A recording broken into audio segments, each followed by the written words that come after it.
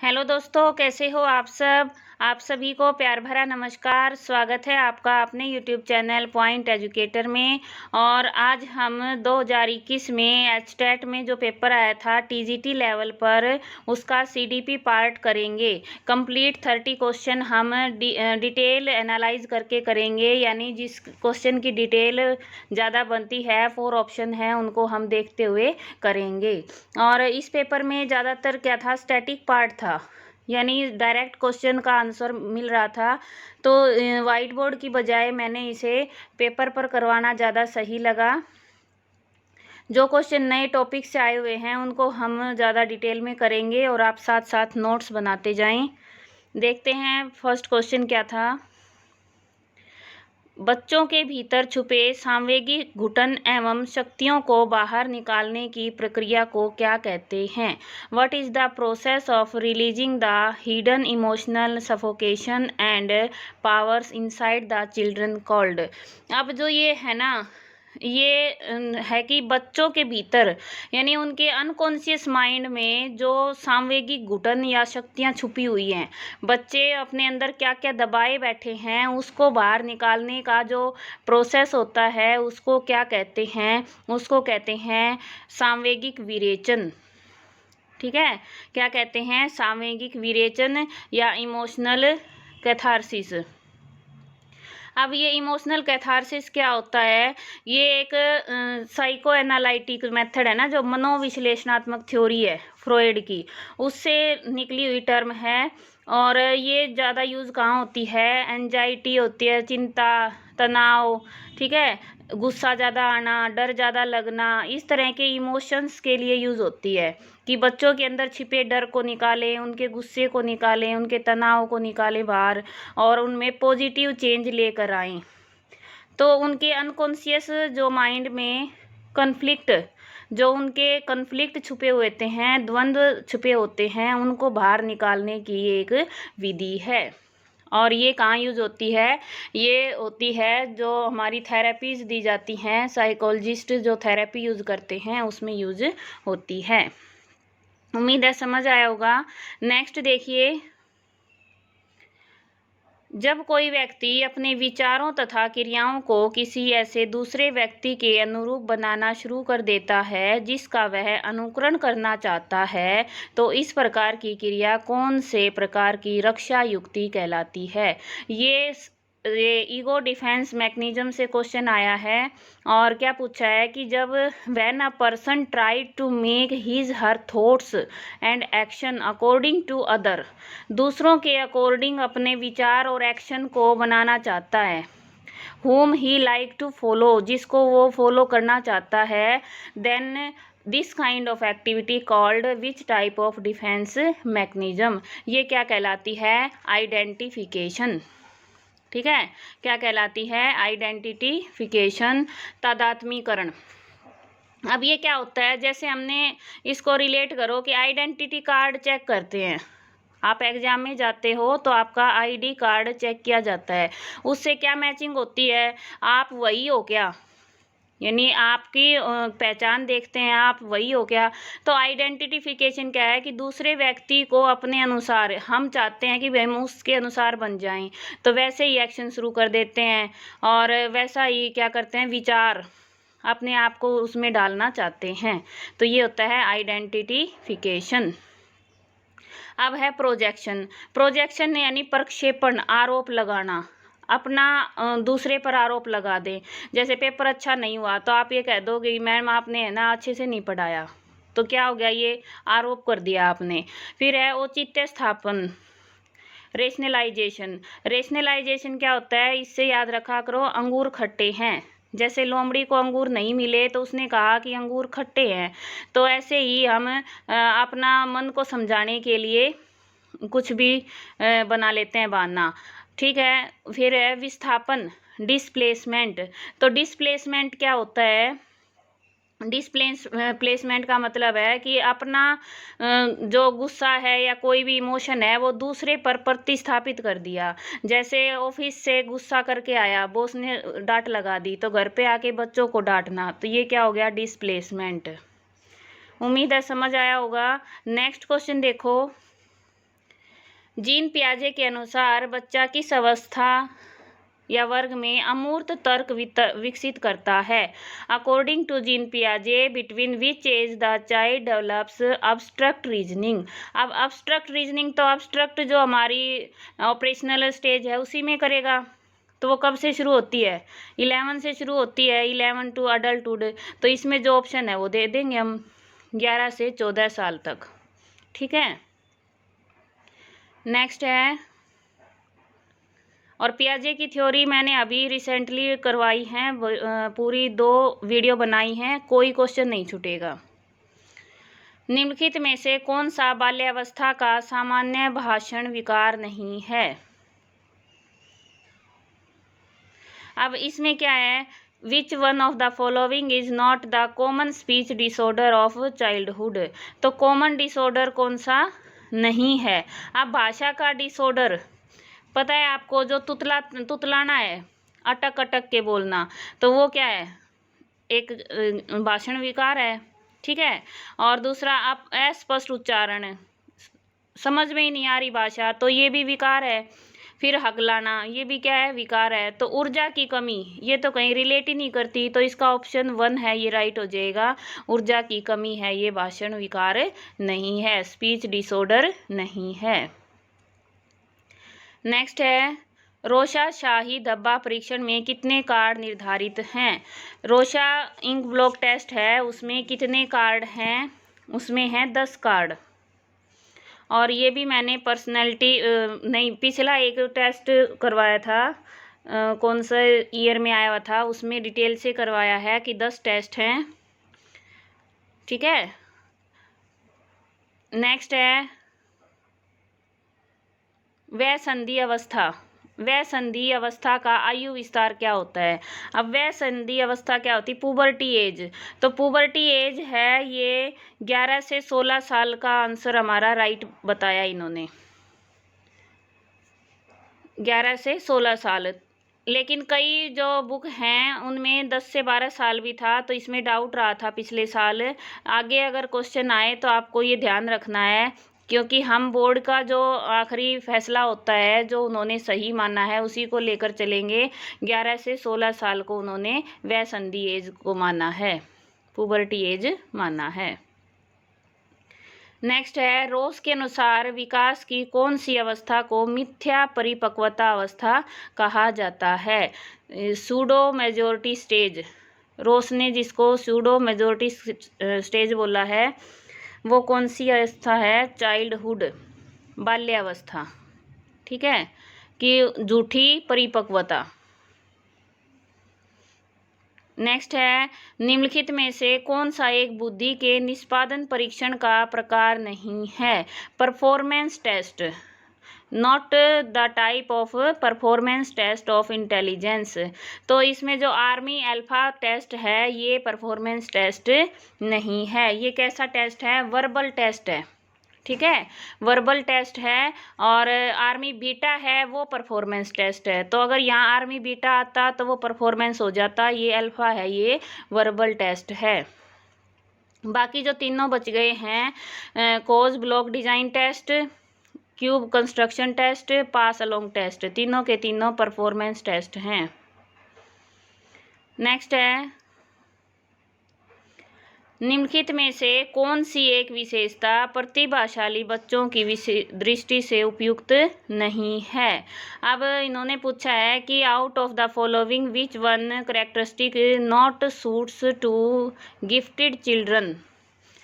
अब gifted children क्या होते हैं? गिफ्टेड चिल्ड्रन वो बच्चे होते हैं जिनका आईक्यू लेवल है वो नॉर्मल बच्चों से ज़्यादा होता है। सामान्य आईक्यू किसको माना है? 90 से 110 तक को माना है। और इससे ऊपर जो बच्चे होते हैं उनको अबो एवरेज कहा जाता है। ठीक है, और उससे ऊपर जाते हैं तो गिफ्टेड बच्चे होते हैं। तो गिफ्टेड बच्चे क्या करते हैं? देखो, आपने भी क्लास में कभी देखा होगा, खुद पढ़े जब भी, या फिर वैसे कुछ बच्चे होते हैं वो तेज़ी से और आसानी से सीखते हैं। ठीक है, उनको एक बार बताना पड़ता है, वो जल्दी याद कर लेते हैं, उनकी कैचिंग पावर बहुत अच्छी होती है। फिर एक कठिन मानसिक कार्यों को प्रदर्शित करते हैं, परफॉर्म डिफ़िकल्ट मेंटल टास्क, ये भी सही है। मुश्किल क्वेश्चन है उनको भी जल्दी से हल कर देते हैं। Knows about many things of most which most of the students are unaware. ऐसी जानकारियां, ऐसी जनरल नॉलेज होती है उनकी जो ज़्यादातर बच्चे उसके बारे में जागरूक नहीं होते। तो ये तीनों हमारी क्या हैं, करेक्टरिस्टिक है। ठीक है, अब बच गया हमारा फोर्थ ऑप्शन। जो कुछ उन्होंने सुना या पढ़ा है उसे बरकरार रखने के लिए उन्हें बहुत अभ्यास की आवश्यकता होती है। बिल्कुल नहीं, ये जो पहला ऑप्शन है इसका अपोजिट है। वो कहते हैं तेजी से आसानी से सीखते हैं, और यहाँ कह रहे हैं बहुत ज़्यादा अभ्यास की ज़रूरत है। तो ये इसका अपोजिट है, तो ये हमारा ऑप्शन आ जाएगा। ठीक है, ऑप्शन 4 इज राइट।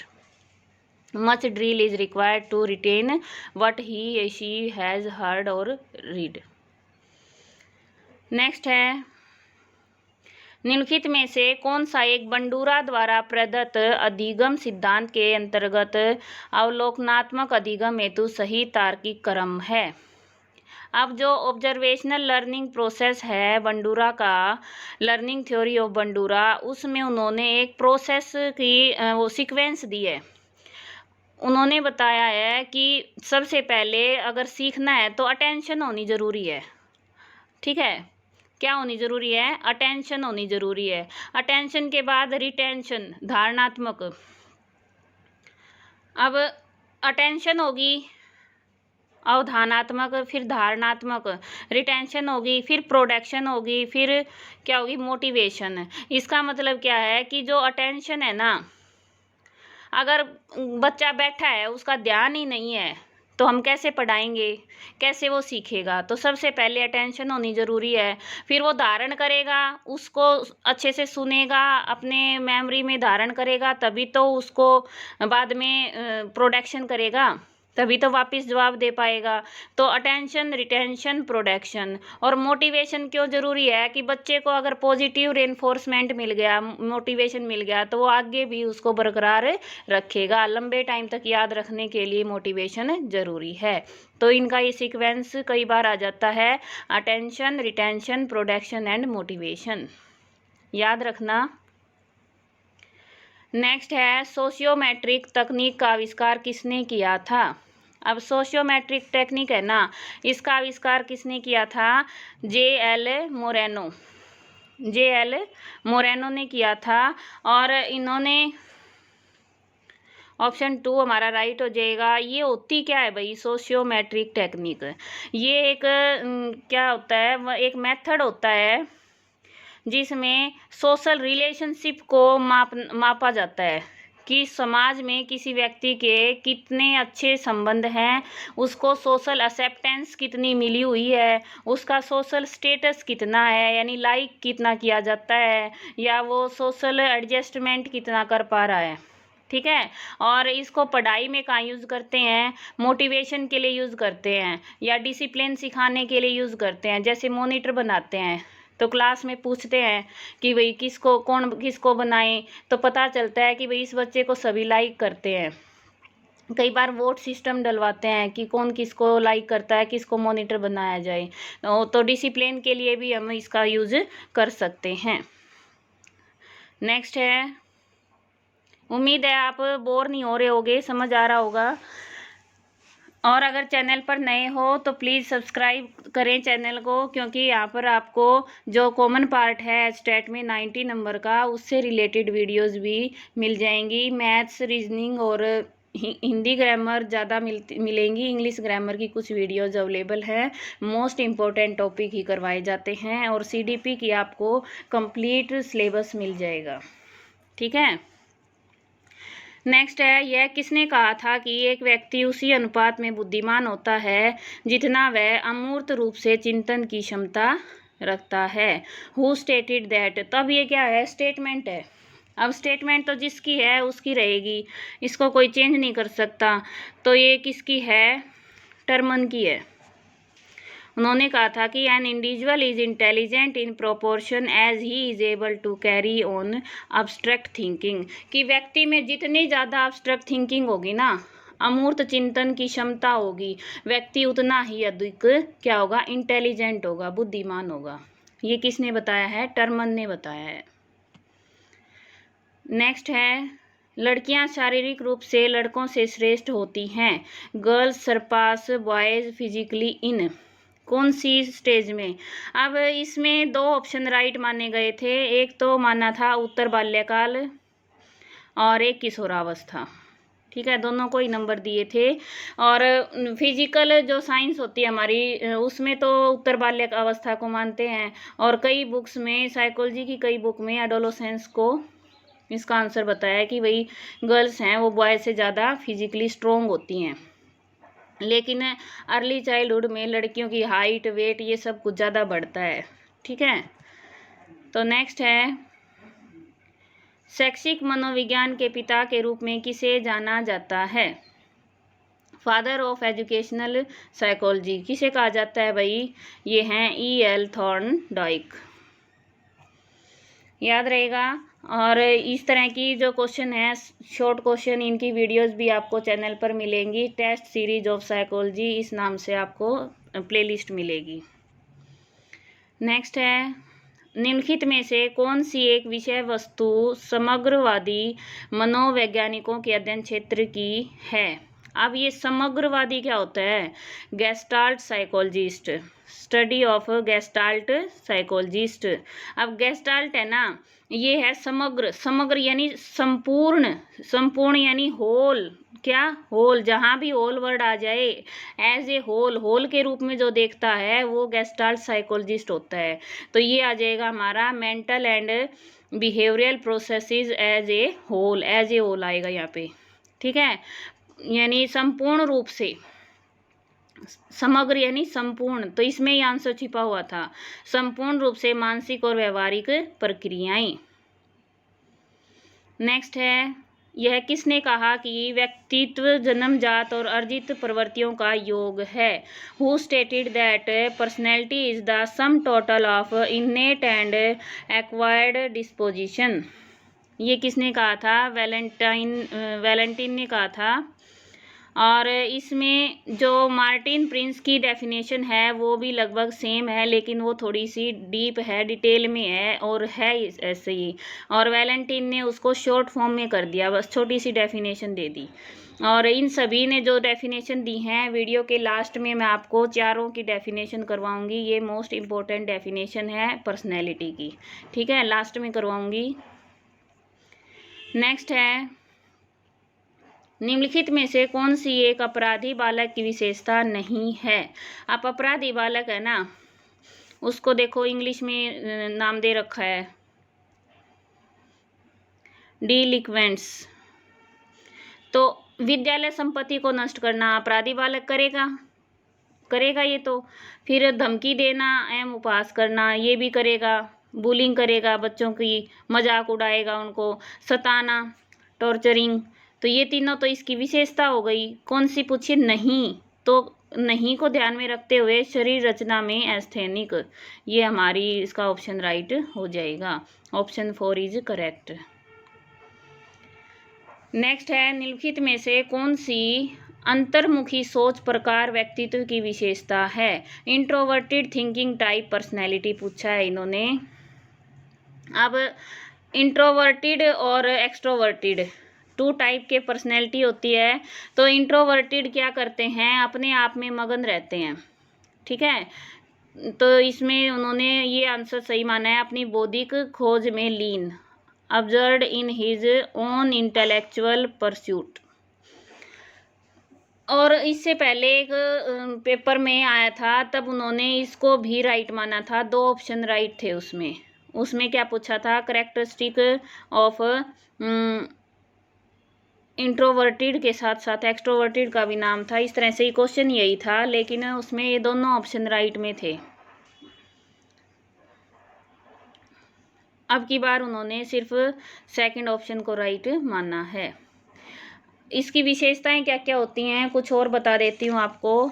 इंट्रोवर्टेड की विशेषताएं होती हैं सेल्फ सेंटर्ड, वो सेल्फ सेंटर्ड होते हैं। ठीक है, और कंजर्वेटिव होते हैं, कंजर्वेटिव यानी संकुचित प्रवृत्ति के होते हैं, अपने आप में कंजर्व रहते हैं। फिर है आउट गोइंग होती हैं, उनकी बहुत कम होती हैं। कस्टम अफर्मेटिव होते हैं, जो कस्टम्स होती हैं जो सोसाइटी में, उनसे वो काफ़ी उनको मानते हैं। और लिमिटेड सोशल इंटरेक्शन होती है, वो दोस्त कम बनाते हैं, ठीक है, अकेला रहना पसंद करते हैं। तो ये उसकी विशेषताएं होती हैं। नेक्स्ट है, निम्नलिखित में से कौन सी एक गतिविधि जिज्ञासा मूल प्रवृत्ति को संतुष्ट करने के लिए उपयुक्त नहीं है, यानी satisfying the instincts curiosity. Curiosity यानी जिज्ञासा, तो जिज्ञासा को संतुष्ट करने के लिए उपयुक्त नहीं है, ऐसी एक्टिविटी बतानी है। तो कक्षा और विद्यालय में गौरवपूर्ण स्थिति प्रदान करना, अवार्डिंग पोजीशन। तो ऑप्शन तो यही आ गया हमारा। आगे देखो, विद्यार्थियों के प्रश्नों के उत्तर देना, क्यूरियोसिटी से ही तो क्वेश्चन पूछ रहा है बच्चा, तो उसके उत्तर देंगे तो क्या संतुष्टि होगी। फिर है समस्या समाधान, जो समस्या है, प्रॉब्लम है, उसको सोल्व करेंगे तो संतुष्टि मिलेगी। कक्षा में विचार विमर्श, अगर कोई बच्चे ने क्वेश्चन पूछा या फिर बच्चों से इंटरेक्ट कर रहे हैं, टीचर पूछ रहे हैं, उनसे आपस में बात कर रहे हैं, डिस्कशन कर रहे हैं, तो भी बच्चों की जिज्ञासा शांत होगी। तो ये तीनों ऑप्शन हमारे उसके पक्ष में है और ये उपयुक्त नहीं है। Option first is right. Next है, निम्नलिखित में से कौन सी एक सृजनात्मकता की अवस्था गॉर्डन ने अपनी साइनेटिक्स तकनीक ने प्रतिपादित नहीं की है। अब ये क्वेश्चन है ना, ये ऐसा क्वेश्चन दे दिया कि भाई मुझे तो मिल नहीं रहा कहीं भी। साइनेटिक्स तकनीक है, ये गॉर्डन की है, बिल्कुल कंफर्म है। उसमें अवस्थाएं नहीं है, उसमें क्या है, उसमें स्टेप्स हैं। जो साइनेटिक्स तकनीक होती है, ये क्या होती है, और इसके बारे में जो जानकारी है वो मैं आपको वीडियो की लास्ट में बताऊंगी। इस क्वेश्चन को डिटेल में हम लास्ट में करेंगे, क्योंकि पीडीएफ में बीच में मैं नहीं कर पाई एडजस्ट, लास्ट में करेंगे, ठीक है। और इसका ऑप्शन वैसे दिया था उन्होंने 2, सेकंड ऑप्शन राइट दिया था। अब ये कैसे दिया था ये नहीं पता, तो ये क्वेश्चन मुझे नहीं मिला है कहीं भी, और किसी को मिल रहा हो तो बताना, वरना मैं अपने सीनियर से या फिर अपने प्रोफेसर से पूछ के बताऊंगी जितना पॉसिबल हो सका तो। नेक्स्ट देखो, निम्नलिखित में से कौन सा एक कथन भावनाओं की विशेषताओं के संदर्भ में गलत कथन है। अब इन्होंने सेंटिमेंट्स, भावनाओं के बारे में पूछा है, तो सेंटिमेंट्स जैसे कहने ज़्यादा सेंटिमेंटल मत बन, तो बोल तो देते हैं, उसका मीनिंग तो नहीं पता होता हमें। तो सबसे पहला है, संवेग भावनाओं के आधार होते हैं, बिल्कुल होते हैं। Emotions are the basis of sentiments, emotions हैं वो सेंटिमेंट्स के क्या होते हैं, बेसिस होते हैं, यानी बेसिक होते हैं, तभी सेंटिमेंट बनते हैं, उस पर आधारित होते हैं। फिर है, सेंटिमेंट्स आर इनेट, भावनाएं जन्मजात होती हैं। ऑप्शन 2 राइट बताया इन्होंने। इमोशंस हैं वो इनेट होते हैं, भावनाएं इनेट नहीं होती। भावनाएं, अब देखो इसी में इसका ऑप्शन आंसर मिल गया। जो थर्ड है ये इसका अपोजिट है, समय के साथ भावनाएं पुरानी पड़ जाती हैं और वे अपनी स्थिति भी बदल लेती हैं। अगर ये इनेट होती, जन्मजात होती, तो ये पुरानी क्यों पड़ती और स्थिति क्यों बदलती, ठीक है। तो इसमें क्या है, ऑप्शन 2 हमारा राइट रहेगा। और फिर है, ज़्यादातर जानवरों में भावनाएं नहीं होती क्योंकि उनके पास कोई बौद्धिक समझ नहीं होती है। ज़्यादातर बोला है इन्होंने, सभी में नहीं बोला। अब कई कहेंगे कुत्ते बिल्ली इनमें होती हैं, तो ज़्यादातर बोला है, सभी में नहीं बोला, इसलिए ये ऑप्शन नहीं आएगा, हमारा ऑप्शन 2 राइट रहेगा। ये जन्मजात होती हैं यानी नहीं होती। एक प्रकार का चिंतन जिसमें अनुभव के साथ संवेदना की व्याख्या की जाती है क्या कहलाती है। A type of thinking. अब टाइप ऑफ थिंकिंग में कौन सा आएगा, परसेप्चुअल थिंकिंग, अवधारणात्मक चिंतन। संवेदना, सेंसेशन की जहाँ बात आ गई वहाँ परसेप्शन की बात होगी। सेंसेशन और परसेप्शन आपस में रिलेटेड हैं, तो सेंसेशन का जहाँ भी यूज हो गया वहाँ परसेप्शन का बात हो गया, तो सेंसेशन यानी परसेप्चुअल थिंकिंग होगी वो, ठीक है। अब reflective thinking, creative thinking, critical thinking, इन सब को समझते हो। क्रिटिकल क्या होती है? आलोचनात्मक, यानी विस्तार से उसके अच्छे फायदे और प्रॉफिट और उसके जो लिमिटेशन हैं वो सब देखते हुए उस पर विचार करना, वो तो क्रिटिकल थिंकिंग हो गई। और क्रिएटिव थिंकिंग पता है आपको, कुछ नया सृजन करना, ठीक है। और रिफ्लेक्टिव यानी कुछ भी है उसके ऊपर रिफ्लेक्ट डालना। जैसे हम ये कहें कि छोटा बच्चा है वो रिफ्लेक्सिव से सीखता है और वो बाद में रिफ्लेक्टिव की स्टेज तक पहुंच जाता है। नेक्स्ट है, निम्नलिखित में से कौन सी एक जेम्स लांजे संवेग सिद्धांत द्वारा प्रदत्त सही श्रृंखला है? अब जेम्स लांज ने जो थ्योरी दी है इमोशन की, उसमें उन्होंने क्या बताया है? उन्होंने बताया है कि व्यक्ति की पहले क्या होती है, सिचुएशन सामने आती है। कोई भी ऐसी सिचुएशन सामने आती है जिससे बॉडीली डिस्टरबेंस होता है और फिर हमारी मेंटल स्टेट होती है। मतलब क्या है, देखो इसमें कहने का मतलब ये है कि मान लो स्नेक आ गया, ठीक है, सामने सांप आ गया, तो ये परिस्थिति हो गई। अब परिस्थिति हो गई तो सांप को देखते ही हमारी हार्ट बीट है ना, हार्ट बीट वो क्या हो जाएंगी, हाई हो जाएंगी। और हाई हो गई तो बाद में हमें महसूस होगा कि हमें डर लगा था, इसलिए हमारी हार्ट बीट महसूस तेज हुई है। ये जेम्स लांज ने थ्योरी दी है भाई, कि पहले हमें फिजिकल डिस्टरबेंस होता है, पसीने आना, हार्ट बीट तेज होना या फिर रोंगटे खड़े होना, और बाद में हमें अनुभव होता है, एक्सपीरियंस होता है कि हम डर गए थे इसलिए हमारे पसीने आए थे। समझ आया? तो उनकी थ्योरी में क्या कहा है उन्होंने, ये उल्टी बताई है वैसे औरों से, कि पहले सिचुएशन आती है, फिर बॉडीली डिस्टरबेंस होता है, फिर मेंटल स्टेट होता है, फिर हमारा दिमाग सोचता है। ऑप्शन 1 इसका आंसर होगा।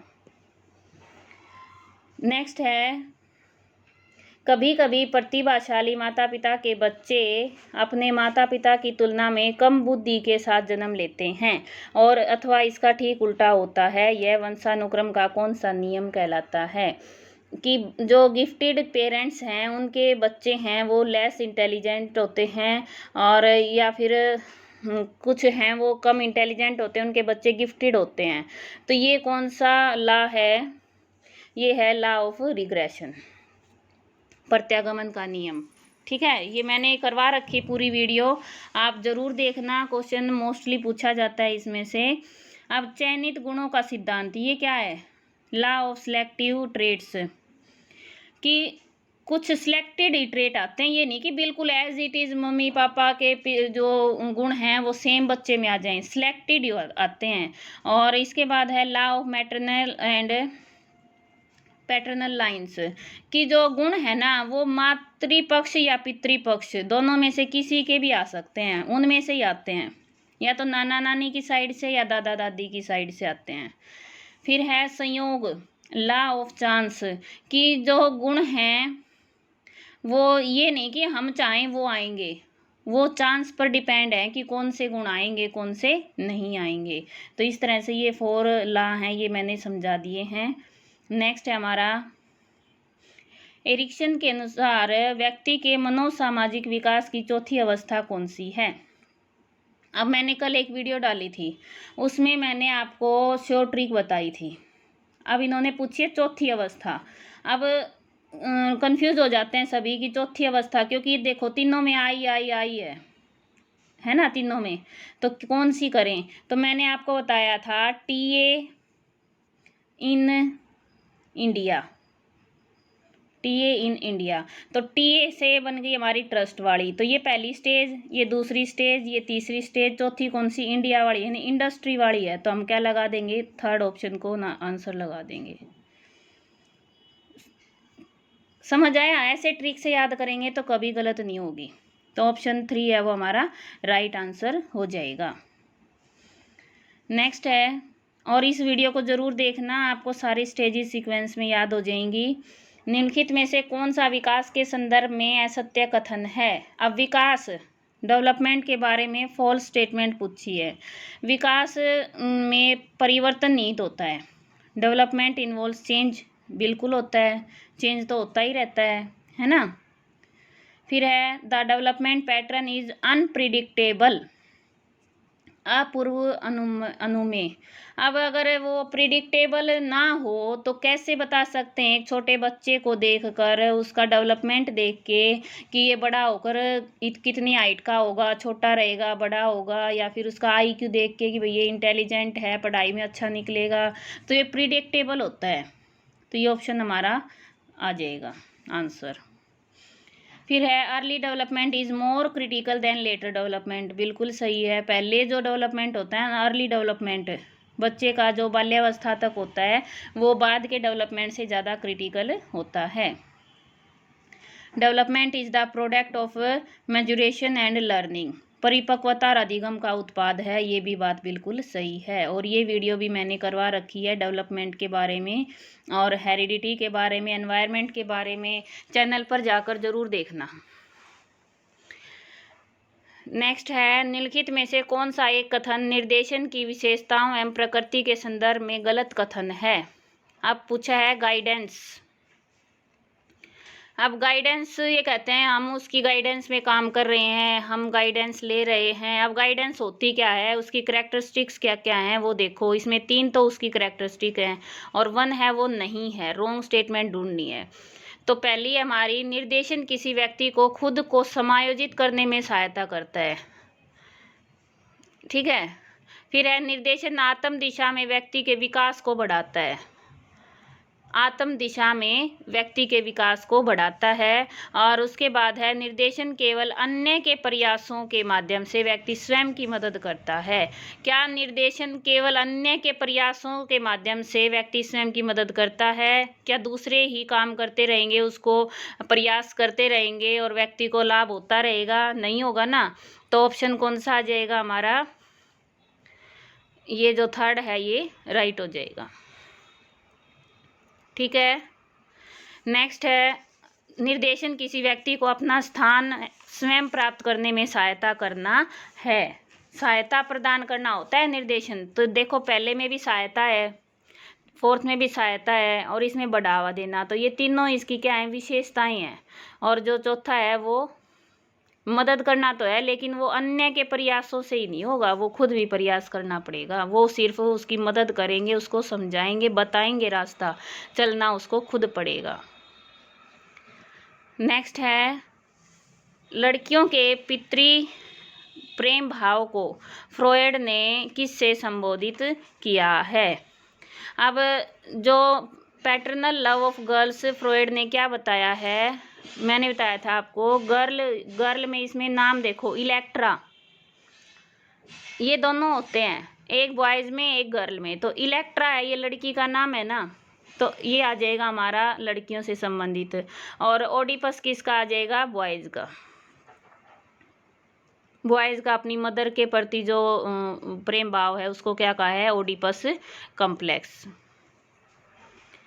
व्यवहार का अध्ययन करने के लिए सबसे पुरानी विधि कौन सी है, oldest method for the study of behaviour. अब बिहेवियर को सबसे पहले इंट्रोस्पेक्शन मेथड से स्टडी किया जाता था, आत्मनिरीक्षण, कि व्यक्ति अपने अंदर जाके अपना ही निरीक्षण करे, अपने आप को ही देखे, तब उसे अपनी कमियों में सुधार करने का मौका मिलेगा और वो अपना व्यवहार खुद जान सकेगा। तो सबसे पुरानी विधि कौन सी है, इंट्रोस्पेक्शन मेथड।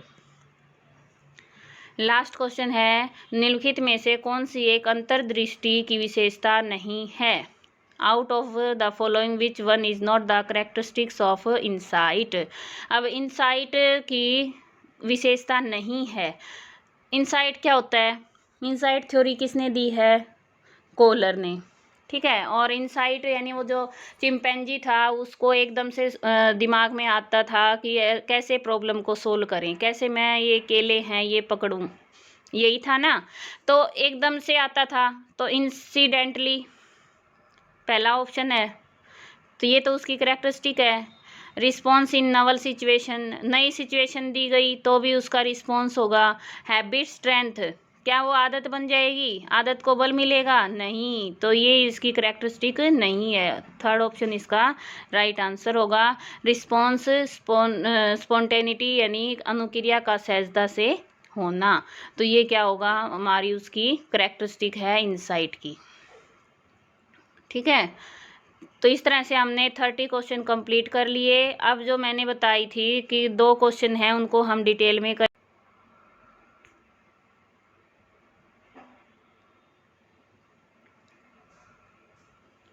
अब देखो डेफिनेशन ऑफ पर्सनैलिटी। पर्सनैलिटी की डेफिनेशन वैलेंटाइन ने कौन सी दी है? वैलेंटाइन बोले या वैलेंटीन बोले, बात तो एक ही है इसमें। Personality is the sum total of innate and acquired disposition.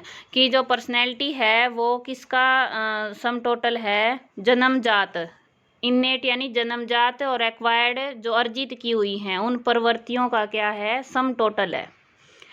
और इससे मिलती जुलती, या फिर ये कहें कि वैलेंटीन ने मार्टिन प्रिंस की डेफिनेशन में से ही कुछ पार्ट उठा के अपना दे दिया है। अब देखो personality is the sum total of the, same है, biological innate disposition, impulses, tendencies, appetites and instincts of the individual and the acquired disposition and tendencies. तो ये पूरी बड़ी डेफिनेशन है, ये तो है मार्टिन प्रिंस की, ये बड़ी है, और इसमें से ये कुछ पार्ट लेके ये बस इधर से और ये इधर से इतना लेके इसने बना दी है, किसने? वैलेंटीन ने। ठीक है, तो इसीलिए कन्फ्यूज़न हुआ था। नेक्स्ट है ऑलपोर्ट। ऑलपोर्ट ने क्या बताया? ऑलपोर्ट की डेफिनेशन मैंने अभी पर्सनैलिटी की जो शुरुआत करवाई उसमें दी थी कि उनकी जो डेफिनेशन है उसको सबसे सही माना जाता है, और उन्होंने अपनी डेफिनेशन में पूरी पर्सनैलिटी को बिल्कुल एक्सप्लेन कर दिया है। क्या है कि personality is the dynamic organisation within the individual of those psychophysical systems that determine his unique adjustment to his environment. कि व्यक्ति के अंदर जो डायनामिक ऑर्गेनाइजेशन है ये, यानी गतिशील संगठन है, किसका? विद इन द इंडिविजुअल, व्यक्ति के अंदर साइकोफिजिकल मनोशारीरिक सिस्टम्स, तंत्रों का जो उसकी एडजस्टमेंट उसके एनवायरनमेंट के साथ करता है, वो है पर्सनैलिटी। याद रखना, ये बहुत बार क्वेश्चन में पूछी जाती है, मोस्ट इम्पोर्टेंट रहती है। नेक्स्ट है कैटल की। कैटल ने ट्रेट थ्योरी दी है। ठीक है, तो ट्रेट के बारे में ही बात करेगा वो। तो personality is that which permits A prediction of what a person will do in A given situation. Personality वो है जिससे एक गिवन सिचुएशन में हम ये प्रिडिक्ट कर सकें, ये अनुमान लगा सकें कि व्यक्ति क्या करेगा, वो पर्सनैलिटी है। ये बताई किसने? कैटल ने। ठीक है, अच्छा भाई, इसके बाद गॉर्डन की जो साइनेटिक्स टेक्निक है उसमें स्टेप हैं वो बताती हूँ मैं। सबसे पहले डिफाइन द वर्ड। वर्ड को डिफाइन किया जाता है, कोई भी वर्ड है उसको डिफाइन किया जाता है, उसकी परिभाषा दी जाती है। फिर क्रिएट डायरेक्ट एनालॉजीज, बिल्कुल डायरेक्ट एनालॉजीज, उसके समान शब्द क्रिएट किए जाते हैं। फिर डिस्क्राइब पर्सनल एनालॉजीज, फिर पर्सनल एनालॉजीज यानी व्यक्तिगत जो उसकी हैं सभी अपनी अपनी, इसमें यानी ब्रेन स्ट्रोमिंग होती है। ब्रेन स्ट्रोमिंग, कोई समाधान करने के लिए, प्रॉब्लम सॉल्विंग के लिए सभी को ये दिए जाते हैं वर्ड को पहले डिफाइन किया, फिर डायरेक्ट एनालॉजी कुछ उसके समान वर्ड बताए, फिर अपने अपने सभी एनालॉजी डिस्क्राइब करेंगे। फिर आइडेंटिफाई कॉम्प्लेक्स कन्फ्लिक्ट, जो उसमें कन्फ्लिक्ट आएंगे वो आइडेंटिफाई करेंगे एक दूसरे से। ठीक है, फिर create a new direct analogy, फिर एक नई एनालॉजी बन गई, समानता बन गई उसमें। फिर है री एग्जामिन द ओरिजिनल टॉपिक। तो ये 6 स्टेप हैं कि जो ओरिजिनल टॉपिक जो दिया था उसको फिर से री एग्जामिन किया जाएगा। तो ये 6 स्टेप हैं किसके? साइनेटिक्स टेक्निक के। अब ये साइनेटिक टेक्निक होती क्या है, कहाँ यूज़ होती है, थोड़ा सा इसके बारे में बात करें। तो जो साइनेटिक टेक्निक है, गॉर्डन है वो इसके को फाउंडर हैं। ठीक है, गॉर्डन हैं, वो को फाउंडर हैं। और साइनेटिक टेक्निक एक मेथड है जो प्रॉब्लम्स होती हैं एनालॉजीज की, उसके ऊपर काम करता है। ये इस अजम्पशन पर बेस है कि व्यक्ति ज़्यादा क्रिएटिव होंगे, more people are more creative when they understand how creativity works, कि क्रिएटिविटी वर्क कैसे करती है, सृजनात्मकता काम कैसे करती है। अगर ये पता होगा ना लोगों को, तो लोग ज़्यादा क्रिएटिव होंगे। ये इसकी अजम्पशंस है, ठीक है, किसकी, साइनेटिक्स टेक्निक की। अब उन्होंने क्या वो स्टेजेस दी हैं, क्यों दी हैं, वो सब मैंने बोल दिया है। मैं आपको टैली करके बताऊंगी अच्छे से, मुझे नहीं मिला। और मिलते हैं नेक्स्ट वीडियो में। Thanks for watching. आपका दिन शुभ हो। भाई इतना बोलते बोलते गला दुखने लग गया। Thanks for watching. और कोई भी डाउट है तो कमेंट में ज़रूर बताना। वीडियो कैसी लगी ये भी बताना। आपका दिन शुभ हो।